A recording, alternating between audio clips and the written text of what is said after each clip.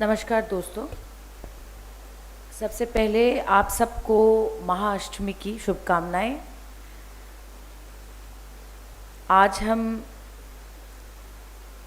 कन्या रक्षा का संकल्प लेते हैं देश भर में, पर आश्चर्यजनक घटना ये है कि आज पूरे दिन में हमने देखा कि भारतीय जनता पार्टी के नेताओं ने कई प्रेस मीट के माध्यम से पंजाब में हुए एक घटना के बारे में उन्होंने तीव्र निंदा की। बलात्कार एक ऐसा मुद्दा है जिसमें किसी भी प्रदेश में हो या कोई भी दल उस प्रदेश में किसी की भी सरकार हो, सबको दुख होता है, क्योंकि बलात्कार एक ऐसी चीज़ है जिसने एक बार नहीं बार बार देश की आत्मा को हिलाया है। चाहे वो निर्भया हो, चाहे वो उन्नाव हो, चाहे वो हाथरस की बेटी हो, चाहे वो देश में कहीं भी हो, राजस्थान हो, हरियाणा हो। मुझे दुख इस बात का है कि बीजेपी के 3 नेताओं ने, निर्मला सीतारमण जी, प्रकाश जावड़ेकर जी और हर्षवर्धन जी ने 14 सितंबर से, जब से हाथरस की घटना हुई, पहली बार महिला सुरक्षा पे वो बोले हैं। और बोले भी हैं तो किस लिए बोले हैं, उसका एक ही कारण है कि वो राहुल गांधी जी और प्रियंका गांधी जी की जो कदम उन्होंने उठाया था हाथरस जाने का, उसको उछाला है। उनका मूल उद्देश्य बलात्कार की इस घटना का खंडन करना नहीं है। उनका मूल उद्देश्य उस पीड़िता के परिवार के साथ संवेदनशीलता दिखाने का नहीं है। उनका मूल उद्देश्य एक ही है कि विरोधी दल के नेताओं ने जब अपना राजधर्म पालन किया, उसकी आलोचना करना आज बीजेपी के नेताओं ने उसी उद्देश्य से 3 प्रेस मीट देश भर में किया। मैं निर्मला सीतारमण जी से, प्रकाश जावड़ेकर जी से और हर्षवर्धन जी से ये पूछना चाहती हूँ कि हाथरस के वक्त आप कब थे, कहाँ थे। मैं ये पूछना चाहती हूँ कि उन्नाव की बेटी का जब बलात्कार हुआ, आप कहाँ थे। आज आप अपनी जुबान एक बच्ची के हत्या पर इसलिए खोल रहे हैं क्योंकि आप इसका राजनीतिकरण कर रहे हैं। और अगर आप कहीं भी इस प्रेस मीट को सुन रहे हैं तो कान खोल के ध्यान से सुनिए कि हाथरस के केस में सिर्फ राहुल गांधी जी और प्रियंका गांधी जी नहीं, कई विरोधी दल के नेता वहां पहुंचे, जैसे तृणमूल कांग्रेस, जैसे जयंत चौधरी जी, समाजवादी पार्टी, अलग अलग। और उसका कारण सिर्फ बलात्कार नहीं था। उसका मूल कारण यह था कि जब किसी पर अन्याय होता है, बलात्कार होता है, किसी भी तरह के इस तरह का घटना होता है, और उस प्रदेश की सरकार, उस प्रदेश की पुलिस, उस प्रदेश का हर अफसर जब पीड़िता के परिवार पर लगातार अन्याय करता है, तब विरोधी दल के नेताओं का ये राजधर्म होता है कि उनके पास हम पहुंचे।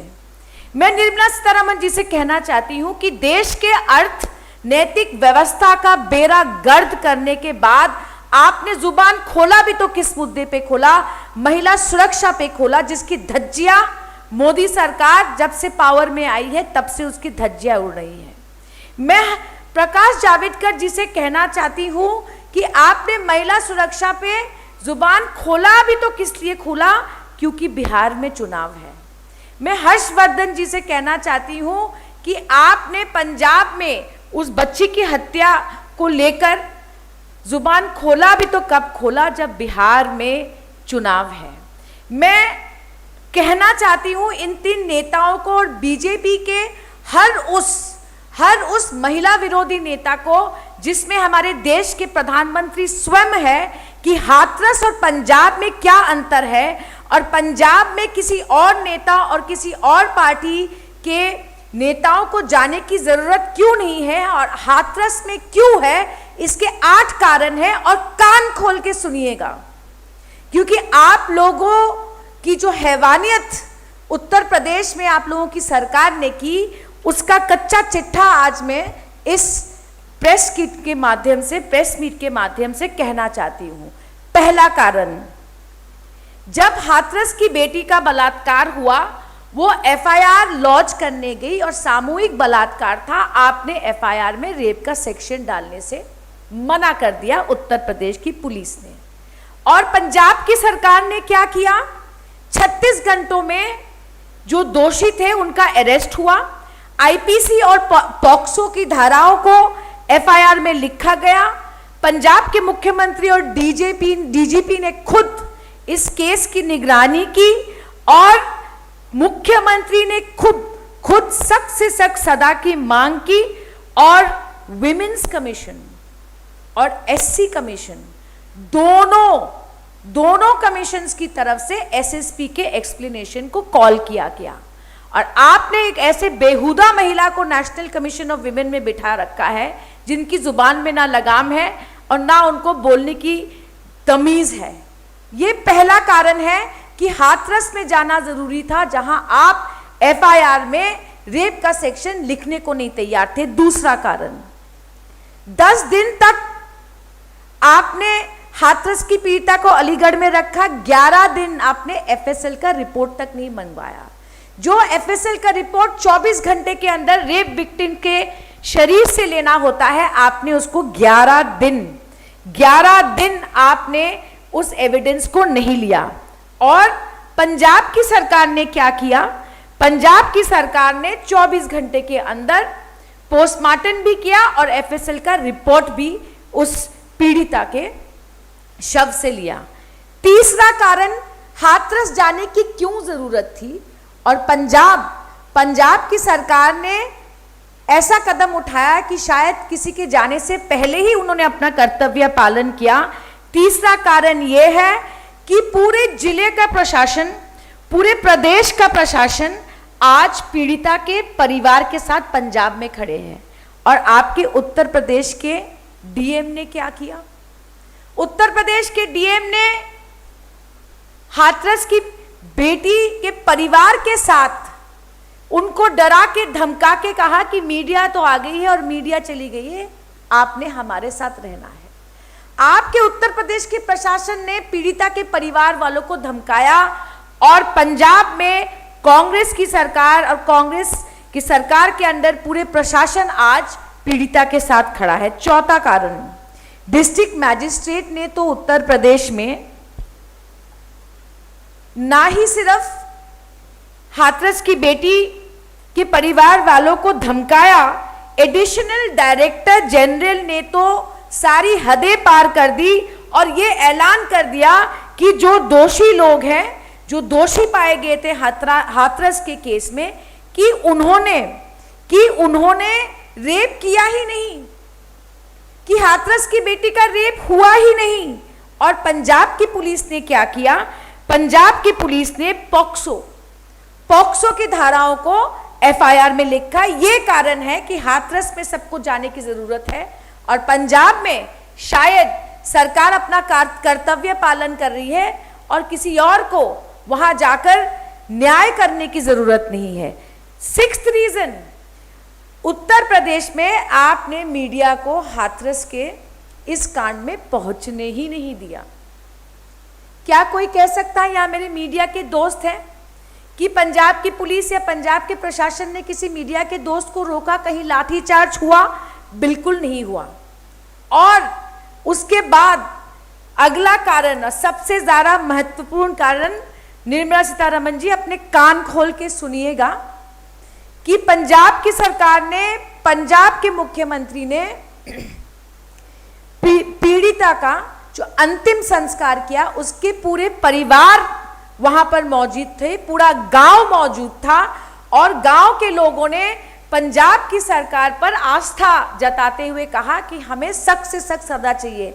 और अजय बिष्ट जी ने क्या किया, अजय बिष्ट जी ने हाथरस की पीड़िता को अंधेरे में बिना किसी परिवार के सदस्य के वहां होते हुए गांव के किसी लोगों को, गांव के लोगों को रोकते हुए हाथरस की बेटी का अंतिम संस्कार हुआ। इसलिए राहुल गांधी जी और प्रियंका गांधी जी का हाथरस जाना जरूरी था।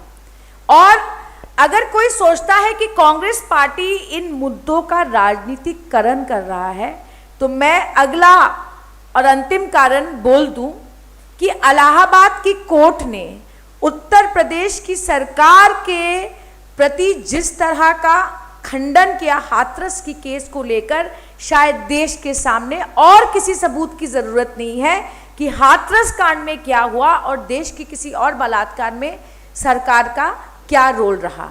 इसलिए निर्मला सीतारमण जी से कहना चाहती हूं कि आप जिसको पिकनिक कह रहे हैं निर्मला सीतारमण जी, उसको हम अपना कर्तव्य मानते हैं। जब कोई घटना देश को हिला देती है, देश की आत्मा को हिला देती है, हमारा फर्ज बनता है वहां जाना। जिस तरह से आपने हाथरस के बेटी के हत्या के बाद, मौत के बाद भारतीय जनता पार्टी के नेताओं ने हाथरस में, भारतीय जनता पार्टी के नेताओं ने हाथरस में रैली निकाली और मीटिंग करके, सभा करके दोषियों का उन्होंने साथ दिया। क्या कोई कह सकता है कि पंजाब में कांग्रेस पार्टी का ऐसा कोई नेता है जो आज होशियारपुर में जो हुआ उस पीड़िता के दोषी के साथ पंजाब का कोई नेता खड़ा है? बिल्कुल नहीं खड़ा है। इसलिए हाथरस जाने की जरूरत थी। और जब जब देश के किसी भी कोने में आपकी सरकार ऐसा अन्याय करेंगी, हम फिर जाएंगे। चाहे उत्तर प्रदेश की पूरी पुलिस फोर्स को आप नोएडा के बॉर्डर में खड़े कर दे या उत्तर प्रदेश या दिल्ली के बॉर्डर में खड़े कर दे, राहुल गांधी जी और प्रियंका गांधी जी वहां जाएंगे। निर्मला सीतारमण जी, आज महाअष्टमी है, आज महाअष्टमी है। हम महागौरी के रूप में कन्या पूजन करते हैं, पर आप एक महिला होके मैं दुख के साथ कहती हूं कि आपने फिर एक महिला का अपमान किया, एक नारी का अपमान किया। वो नारी हाथरस की बेटी है कि आपने उंगली उठा दी उन लोगों पर जो हाथरस की बेटी के खिलाफ होते अन्याय, उसके परिवार के खिलाफ होते अन्याय, उनके पास वो जाना चाहते थे या गए। इसलिए मैं प्रकाश जावड़ेकर जी, हर्षवर्धन जी और निर्मला सीतारमण जी को बोलना चाहती हूं कि आप जनप्रतिनिधि नहीं हैं, आप एक सोच के गुलाम हैं और आप गुलाम ही रहेंगे। पर कांग्रेस पार्टी अपना कर्तव्य पालन करती रहेगी, राहुल जी, प्रियंका जी अपना कर्तव्य पालन करते रहेंगे। Very briefly, I would like to speak in English.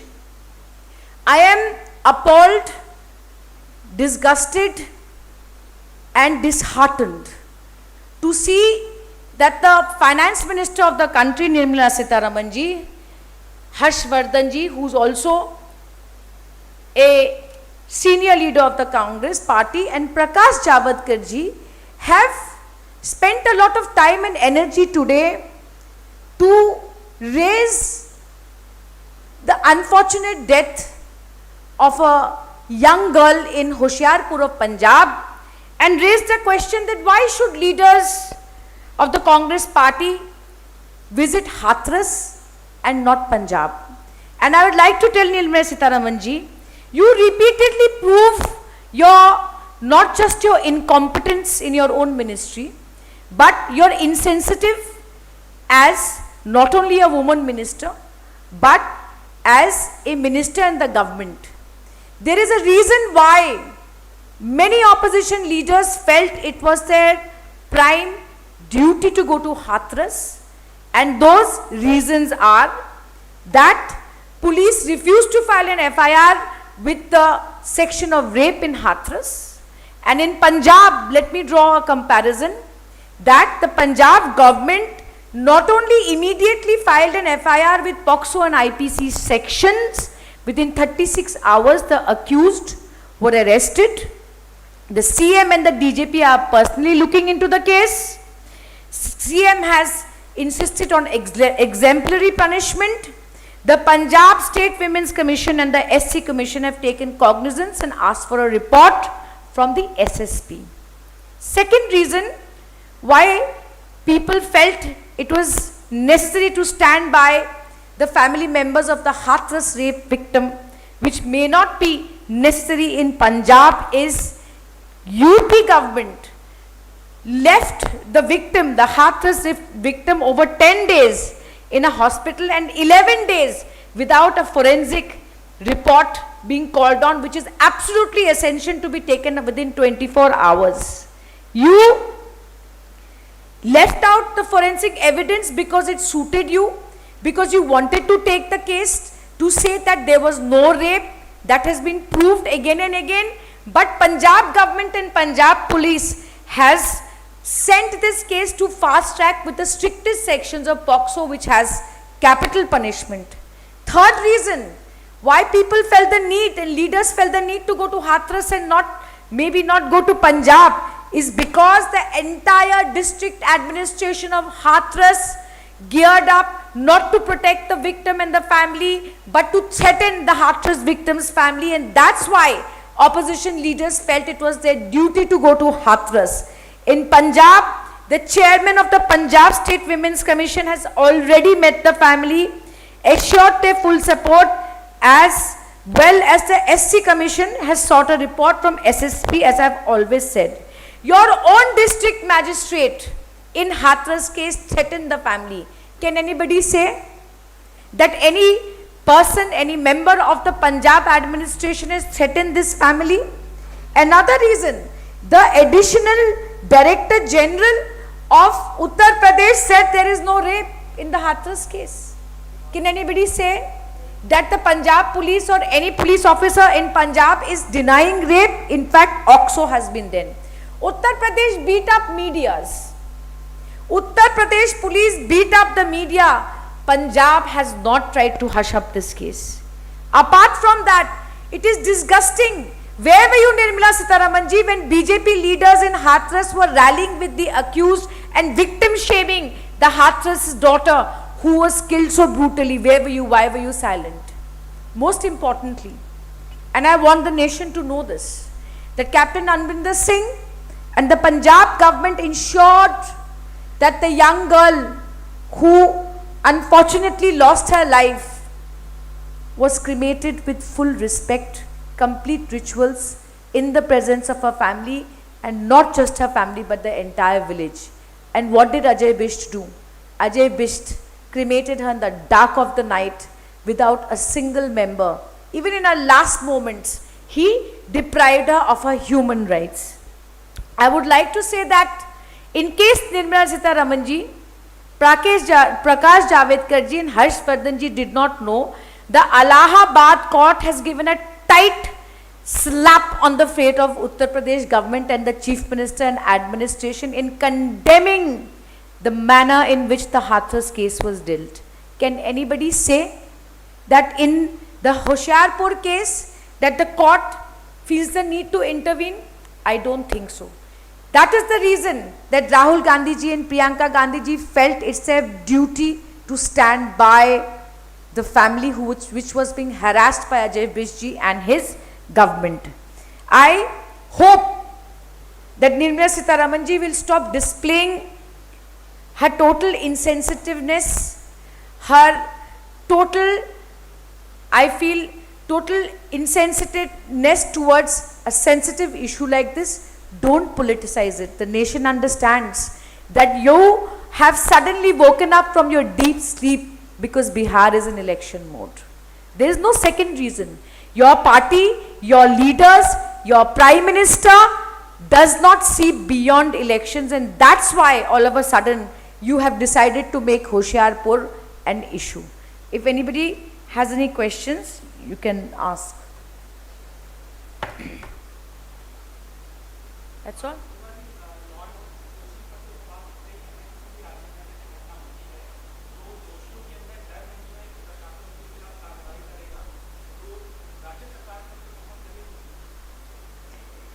देखिए, सीधी सी बात है, बलात्कार कहीं भी हो, कोई भी किसी भी मंच पे बैठ के ये नहीं कह सकता कि हमें दुख नहीं होता, चाहे वो राजस्थान में हो, चाहे वो पंजाब में हो, चाहे वो पुडुचेरी में हो, और मैं हर उस प्रदेश का नाम ले रही हूँ जहाँ पर हमारी सरकार है, या महाराष्ट्र में हो जहाँ गठबंधन है। सवाल देश की जनता ये करती है कि जब ऐसी कोई घटना होती है सरकार का क्या रोल रहता है। इसलिए मैंने स्पष्ट रूप से तुलना करके आपको बता दी है कि पंजाब की सरकार ने इस दुखद घटना को लेकर कौन से ठोस कदम उठाए और अजय बिष्ट की सरकार ने हाथरस के केस में किस तरह से एक बार नहीं बार बार अन्याय किया। लोग सरकार से क्या उम्मीद रखते हैं? लोग सरकार से उम्मीद रखते हैं कि आप ऐसी घटनाओं में ऐसा कदम उठाएंगे, इस तरह का इन्वेस्टिगेशन करेंगे जिससे लोगों के मन में डर पैदा होगा। और यही एक तरीका है उन दरिंदों के बीच में एक डर पैदा करना कि सरकार इस पर बिल्कुल ही किसी तरह का लीनियंस नहीं दिखाएगी, जीरो टॉलरेंस अगर रखेगी तभी तो लोगों के मन में पैदा होगा। अगर आप दोषी के साथ ही रैली करने लगोगे तो उस प्रदेश में तो बलात्कार बढ़ेगा।